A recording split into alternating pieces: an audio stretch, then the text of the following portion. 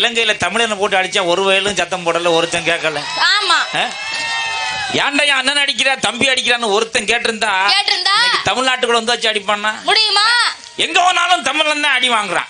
நம்மளத்தான் அடிச்சு பழகுறான். சரி. இங்கிட்டு கர்நாடகா பக்கம் போகும்போது அங்கே அணைக்கட்டி அடிக்கிறான். சரி. இங்கிட்டு கேரளா பக்கம் போகும்போது அங்க அணைக்கட்டி அடிக்கிறான். ஆமா. இப்படி எல்லா பக்கமும் நம்மளத்தான் அணைக்கட்டி அடிக்கிறான். சரி. நம்ம தான் ஒரே ஒரு அணை கட்டுறதுக்கு முக்குன்னு முக்குறோம். முடியல.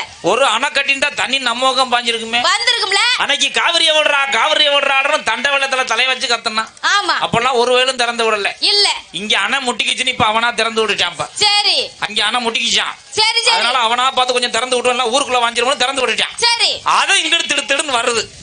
வரும்போதாவது இந்த குளங்குட்டையை வெட்டி ஏரியா தூர்வாரி ஏதாவது தண்ணி சேமிச்சு வைக்கிறதா இல்லையா? வைக்கணும்ல. அது வாட்டுக்கு போய் கடலை கலந்துருது. சரி. ஏற்கனவே மானம் மழை வேஞ்சு புழுன்னு கொட்டி ஏறி 3 போக விளைஞ்சதெல்லாம் இப்ப 1 போக விளையிறதுக்கே முக்குது. இப்படியே போனா சோத்துக்கு சுப்பிரமணிய புடிச்சுக்கிட்டு